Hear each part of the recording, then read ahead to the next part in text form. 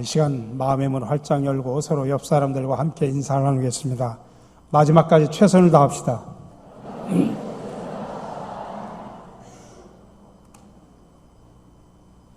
하나님을 알지 못하는 사람들이 주로 갖고 있는 하나님에 대한 일반적인 오해가 있습니다. 성경을 쭉 보면은 하나님은 인류를 멸망시키는 이스라엘의 신이라고 하는 오해입니다. 그렇죠. 성경에 보면 이런 문구들이 많이 나옵니다. 반드시 죽이라. 돌로 치라. 3, 4대까지 멸하리라. 그러니 사랑의 하나님이 아닌 살인의 하나님으로 오해를 하는 경우도 있습니다. 근데 우리가 구약 성경에 보면 그 요나서의 교훈을 통해서 보여주시는 하나님의 성품은 어떻습니까? 한 영혼까지도 사랑하시고 넓고 깊고 높은 하나님의 사랑을 보게 됩니다. 신약 성경에 오면 많이 나타나죠. 마태복음 18장 14절에 보면 작은 자 중에 하나라도 잃는 것은 하늘에 계신 너희 아버지의 뜻이 아니라고 말하고 있습니다. 요한복음 12장 47절에서도 예수님께서 이 땅에 오신 목적을 분명하게 말합니다. 세상을 심판하려고 오신 것이 아니라 세상을 구원하러 이 땅에 오셨다라고 말하고 있습니다. 복음의 요약이고 또 루터가 작은 복음이라고 하는 우리가 너무나 잘 알고 있는 요한복음 3장 16절을 보면은 하나님이 세상을 이처럼 사랑하사 독생자를 주셨으니 이는 그를 믿는 자마다 멸망하지 않고 영생을 얻게 하려 함이라고 말하고 있습니다. 자, 그런데 그러면 왜 멸망당하고 왜 심판당하고 왜 죽임을 당할까요? 여러분, 인간이 멸망당하는 것은 하나님께 대한 인간의 불순종의 결과입니다. 하나님을 믿지 않은 결과입니다. 하나님을 떠난 결과입니다. 그러므로 인간이 멸망당하는 것은 하나님의 탓이 아니라 우리 인간 탓입니다. 근데 사람들의 오해는 그 멸망이 하나님의 탓이라고 오해를 하고 있다 이 말씀입니다.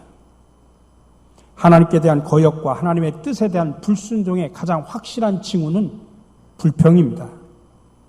불평에 대한 페르시아 지역에 한 우화가 있습니다. 숲속에서 닭과 쥐 그리고 토끼가 함께 살고 있었습니다. 근데 세 동물은 각자 자기들의 은사를 가지고 잘할 수 있는 일들을 맡아서 일을 했습니다. 토끼는 요리를 하고 쥐는 물을 길어왔고 닭은 땔감을 모았습니다. 근데 하루는 땔감을 줍는 닭에게 까마귀가 날아와서 이야기합니다. 야, 넌 참 바보스럽다. 너는 왜 여기저기 돌아다니는 가장 힘든 일을 네가 하고 있냐?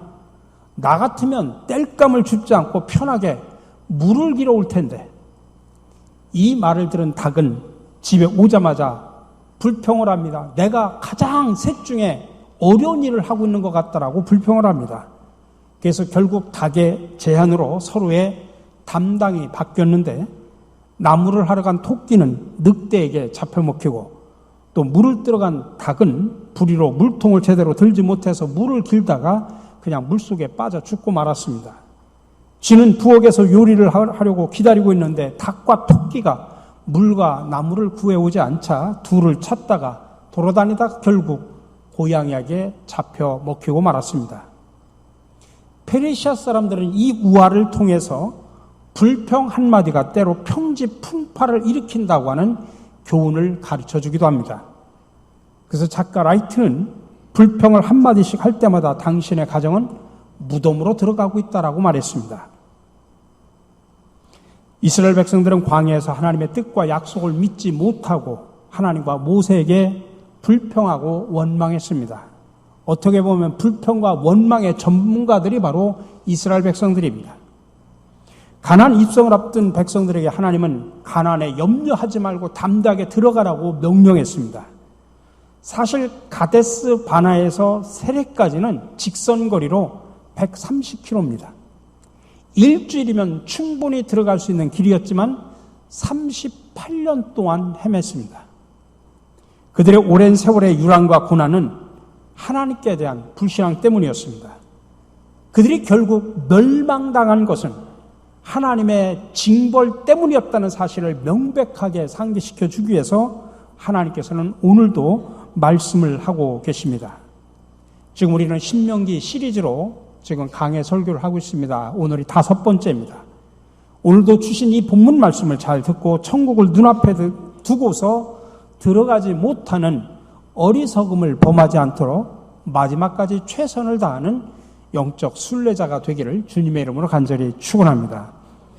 오늘 말씀해 보니까 첫 번째로 안타깝게도 모든 군인들이 가나안을 목전에 두고 들어가지 못하고 다 멸망되었다라고 이야기합니다. 14절의 말씀입니다. 가데스 바나에서 떠나 세렛 시내를 건너기까지 38년 동안이라. 이때는 그 시대의 모든 군인들이 여호와께서 그들에게 맹세하신 대로 진영 중에서 다 멸망하였나니. 민수기 1장에 가면 출애굽 2년 2월 1일 날 시내 광야에서 1차로 인구 조사를 합니다. 인구를 조사한 결과 20세 이상 전장에 나가서 싸울 수 있는 사람의 숫자가 60만 3,550명이었습니다. 근데 이 군사들이 가데스 바나에서 하나님께 불순종을 합니다. 이 불순종의 결과로 광야에서 38년을 헤매다가 가나안을 지금 목전에 두고서 전부 멸망하였다. 전부 죽게 되었다는 이야기입니다. 여러분, 목적 앞에서 목적을 이루지 못하는 것은 정말 억울한 일이고 어리석은 일입니다. 그러므로 목적지가 눈앞에 있을 때 잘해야 목적을 성취합니다. 어느 보고서를 보니까 장거리 운전을 하는 중에 가장 사고가 많이 나는 때가 어느 때냐면 목적지에 도착하기 5분 전이랍니다. 목적지에 거의 도달하게 되면 마음이 사람들이 해해져 가지고 사고를 많이 낸다고 합니다. 그렇기 때문에 목적지에 안착할 때까지 우리는 최선을 다해야 됩니다. 여러분, 이스라엘 백성들이 왜 출애굽을 했습니까? 출애굽의 목적지는 광야가 아니라 가나안입니다. 그러니 중간에 광야에서 죽으면 모든 게 다 허사가 되는 겁니다. 목적지를 눈앞에 두고 들어가지 못하면 모든 것이 다 헛것입니다. 목적을 눈앞에 두고 이루지 못하면 모든 것이 허사입니다. 나폴레옹이 군관 학교를 다닐 때 교관이 이렇게 물었답니다. 같은 병력과 같은 무기와 같은 전력을 가지고 있는 두 군대가 전투한다면 어떤 군대가 이기겠는가? 그 질문을 하자 나폴레옹이 이렇게 대답을 했답니다. 최후의 5분을 잘 싸운 군대가 이길 것입니다. 여러분, 끝까지 최선을 다해서 우리는 가나안을 향해서 가야 됩니다. 끝까지 우리의 목적지인 하늘나라를 향해서 우리는 꾸준히 나가야 됩니다. 중간에 우리가 불순종하거나 중도에 포기하지 말아야 됩니다. 불순종하게 되면 여러분 포기할 수밖에 없다는 사실을 아셔야 됩니다. 그래서 이런 말이 있습니다. 하나님은 실패하는 자는 사용하지만은 포기하는 자는 절대로 사용하지 않으신다. 그래서 바울은 빌립보서 3장에서 말합니다. 형제들아, 나는 아직 내가 잡은 줄로 여기지 아니하고 오직 한 일, 즉 뒤에 있는 것은 잊어버리고 앞에 있는 것을 잡으려고 푯대를 향하여 그리스도 예수 안에서 하나님이 위에서 부르신 부름의 상을 위하여 달려가노라. 끝까지 가야 목적지에 도달합니다. 여러분, 스포츠에도 그런 게 있습니다. 농구 경기에서 딱 마지막 버저가 울림과 동시에 득점하는 거를 버저 비터라고 합니다. 그거에 따라 승부가 갈려지기도 합니다. 축구에서는 주심의 재량에 따라 추가로 허용해서 경기를 치르는 그 시간인 인저리 타임에 골을 넣는 경우도 있습니다. 골프나 다른 경우에도 승부를 가리지 못해서 연장전을 하는 경우에 먼저 득점하는 팀이 승리하는 방식의 서든 데스라고 하는 그런 룰도 있습니다. 그렇기 때문에 게임이 끝나기 전까지는 절대로 포기하지 말고 최선을 다해야 된다는 이야기입니다. 이것이 바로 영적인 가난을 향해서 달려가는 저와 여러분들의 믿음과 삶의 자세임을 믿으시기 바랍니다. 두 번째로, 이 불순종한 모든 군인들을 하나님이 치셔서 모두 멸망하겠다는 사실을 기억하시기 바랍니다. 오늘 15절의 말씀입니다. 여호와께서 손으로 그들을 치사 진영 중에서 멸하신 거로 마침내는 다 멸망되었느니라. 여러분, 출애굽 1세대들이 늙어서 죽은 자연사가 아닙니다. 하나님의 특별한 징계 때문에 죽었다는 사실을 아셔야 됩니다. 그런데 하나님께서 친히 출애굽하게 하신 백성을 이유 없이 죽게 하시지는 않습니다. 아니, 가나안을 주려고 출애굽을 시켰는데 왜 광야에서 그들을 죽이시겠습니까? 그러나 순종하지 않는 백성들은 가나안에 들어가도 하나님의 뜻대로 살지 못하기 때문에 하나님께서 그들을 치셔서 아예 들어가지 못하도록 하셨다는 이야기입니다. 광야 생활 속에서의 이스라엘 백성들을 보십시오. 정말 싹수가 놀았습니다. 그런 인간들을 가나안 땅에 넣어봐야 결국엔 또 원망과 불평투성이로 살기 때문에 아예 하나님께서는 그들을 치셔서 그들을 멸하셨다는 이야기입니다. 그러니 출애굽 1세대들은 결국 들어가지는 못합니다. 여러분, 요나의 불순종을 보십시오. 그는 하나님의 손으로부터 도망칠 수 있다고 생각을 했습니다. 그러나 그거는 영적인 자살 행위나 마찬가지입니다. 하나님의 임재를 벗어나려고 하는 것은 정말 어리석은 일입니다. 그리고 그런 사람에게는 미래는 없습니다. 이런 사람들을 하나님은 그냥 놔두지 아니하시고 손보신다는 사실을 기억하시기 바랍니다. 그래서 욥기서 5장 17절에 보니까 볼지어다 하나님께 징계받는 자에게는 복이 있나니 그런즉 너는 전능자의 징계를 업신여기지 말지니라. 여러분 기억하십시오. 하나님께서 손을 보셔서 아예 끝내버리는 경우도 있지만 손을 보셔서 다듬어서 사용하시는 경우도 있다는 사실을 아셔야 됩니다. 하나님이 징계를 통해서 손을 보실 때, 그러니 그때 여러분 깨달으셔야 됩니다. 여러분 사랑하기 때문에 징계합니다.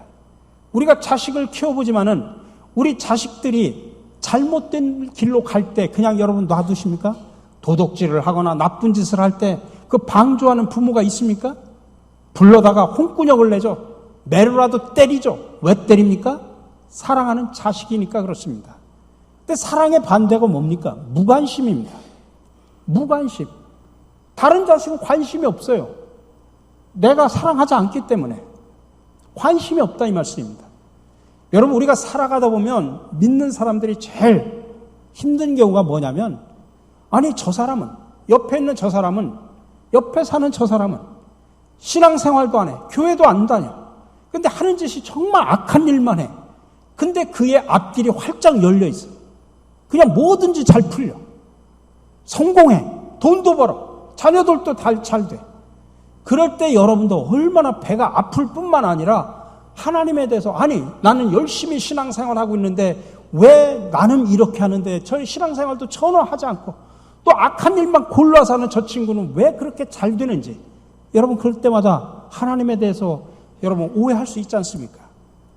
여러분 기억하십시오. 저와 여러분은 하나님의 자녀입니다. 그래서 하나님이 잘못된 길로 가면 하나님이 손을 보십니다. 때리십니다. 바른 길로 가게 합니다. 그러나 믿지 않는 사람들이 나쁜 짓을 하면서 어떤 길을 가도 하나님은 놔두십니다. 무관심합니다. 사랑하지 않기 때문입니다. 그러니 여러분도 그들을 동경할 필요가 없습니다. 그들을 여러분들 나도 저런 사람처럼 됐으면 좋겠다 그렇게 생각할 필요가 없습니다. 그 사람들은 하나님의 관심 밖에 있다는 사실을 아셔야 됩니다. 여러분 과일나무는 가지를 치기를 해야 풍성하게 되고, 가지를 쳐야 열매를 많이 맺고, 가지를 쳐야 나무가 튼튼해집니다. 하나님이 우리를 치시는 것도 마찬가지입니다. 하나님이 우리를 때로는 치셔야 풍성하게 되고 열매를 맺게 되고 더 튼튼하게 신앙적으로나 인격적으로 자라게 됩니다. 그러니 하나님이 우리를 치시는 것은 우리의 미래를 위한 하나님의 사랑임을 믿으시기 바랍니다. 그렇습니다. 하나님은 사랑하는 자녀가 멸망의 길로 가면 반드시 때리십니다. 근데 그때 중요한 것은 뭐냐면 그거를 깨닫고 그걸 성찰하고 분별할 줄 알아야 된다 이 말씀입니다. 구약의 사사기를 보면 이런 이야기들이 나옵니다. 사사기 전체를 보면 이스라엘 백성들이 타락을 합니다. 그러면 하나님께서 징계를 통해서 다양한 방법으로 고통을 받게 합니다. 그러면 그때서야 깨닫고 하나님 앞에 울고불고 하나님 앞에 나와서 잘못했다고 회개를 합니다. 그러면 하나님께서 그들의 기도를 들으시고 그들을 용서해 주십니다. 때로는 그들을 구원하기 위해서 사사를 보내주시고 또 그 고통에서 구원을 해주십니다. 그런데 하나님께서 그런 은혜와 축복을 주셨는데 그래가지고 평안하게 태평성대를 누리다가 어느 날 또다시 타락을 합니다. 우상을 숭배다가 또 고난을 당합니다. 그러면서 그들은 또 하나님을 다시 찾고 용서받고 하는 일들이 사사기에 보면 계속해서 반복이 됩니다. 시편 119편 75절에 이런 말을 하고 있습니다. 여호와여 내가 알거니와 주의 심판은 의로우시고 주께서 나를 괴롭게 하심은 성실하심 때문이다.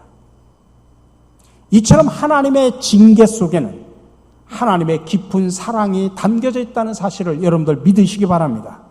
하나님이 우리를 손보실 때 죽으라고 때리는 게 아닙니다. 미워서 때리는 것이 아닙니다.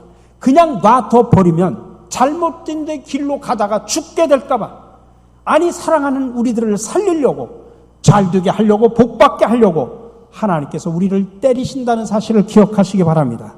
그래서 시편 기자는 하나님의 판단을 의롭다라고 그렇게 특별히 강조를 하고 있는 것입니다. 근데 우리는 때때로 고난이 길어지면 하나님이 나를 버리신 것이 아닌가, 하나님의 사랑에 대해 회의감이 들고 의심할 때가 있습니다. 그러나 여러분, 그건 부정적인 그런 생각들은 마귀가 주는 생각임을 기억하셔야 됩니다. 저와 여러분은 예수를 믿는 그 순간, 그 즉시 천국 백성으로 천국의 시민권을 가지고 있다는 사실을 기억하시기 바랍니다. 그렇기 때문에 하나님께서는 절대로 우리를 버리지 아니하십니다. 그러니 우리가 분별해야 되는 것은 하나님이 때리시는 것과 하나님이 버리는 것은 다르다는 사실을 아셔야 됩니다. 사울왕은 하나님이 버리셨습니다. 그러니까 하나님의 영이 떠나버렸습니다. 그러니 그는 비참한 말로를 맞이하게 된 거죠. 오늘 출애굽의 1세대들도 결국 때리다 보니까 안 되니까 하나님께서 버리신 겁니다. 여러분, 때릴 때가 있고 버릴 때가 있다는 사실을 아셔야 됩니다. 그러니까 때릴 때 여러분들 깨달으셔야 됩니다. 그러다가 안 들으면 버리실 수도 있다는 사실을 아셔야 됩니다. 그렇기 때문에 우리는 하나님이 때리실 때 어떤 생각을 해야 되면, 나는 끝장났다, 버림받았다, 죽었다, 망했다, 차라리 죽어야지, 그런 생각을 가져서는 안 됩니다. 히브리서 13장 5절에 보면 그가 친히 말씀하시기를 내가 결코 너희를 버리지 아니하고 너희를 떠나지 아니하리라. 이 말씀을 기억하시고 여러분, 우리로 하여금 부정적인 생각을 갖게 하는 마귀의 생각을 여러분 이겨내 나가시기를 바랍니다. 그렇기 때문에 하나님은 오늘 불순종의 백성들을 때리셔서 사실 가나안 땅에 못 들어가게 하는 게 목적은 아닙니다. 하나님은 순종의 아들들에게 가나안 땅에 들어가게 하시는 것, 그래서 가나안의 축복을 받게 하는 것이 하나님의 목적입니다.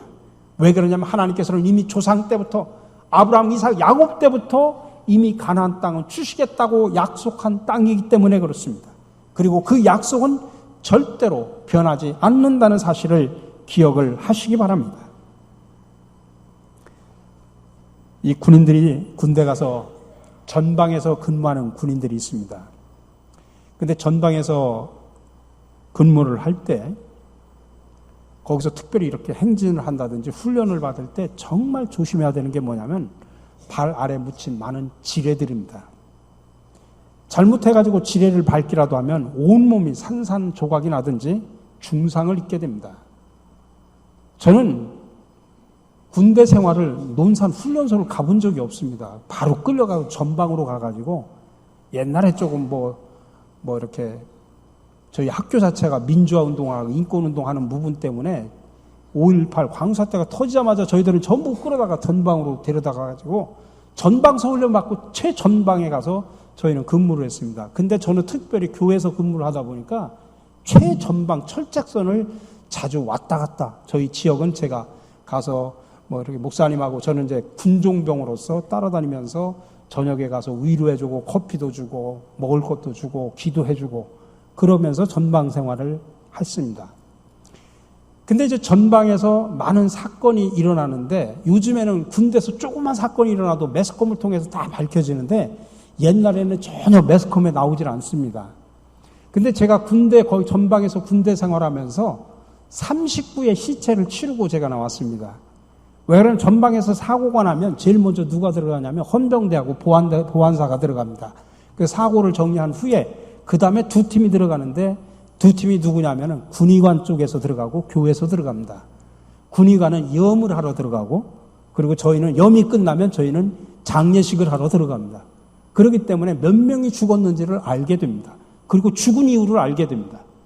한 번은 전방에서 이렇게 교체를 하는 시점에 물품의 저 안쪽에 좋은 그 주목나무라고 있는데 그 나무를 부대장이 캐가지고 나오려고 부대가 이동하는 중간에는 그 짐 속에 넣어가지고 나오면 헌병돼서 걸리지 않습니다. 근데 중간에 갖고 나오면 잘못하면 걸려서 문제가 생기니까 나올 때 부대가 교체를 할 때는 엄청난 차들이 왔다 갔다 해야 되니까 모르기 때문에 그거를 명령을 해가지고 일개 분대가 들어가서 주목나무를 캐러 들어갔다가 일개 분대가 그냥 엄청난 큰 대인 지뢰를 밟아버린 거예요.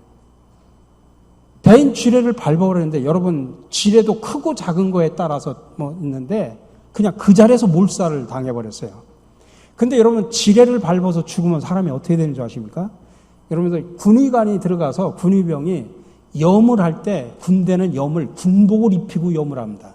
마지막 딱 군복을 입힙니다. 근데 자연사가 되면 군복을 입히는데 염하는데 좋지 않습니까? 근데 예를 들어서 이렇게 지뢰가 터져가지고서 사람이 죽으면 이만큼 우위가 없어져 버려요.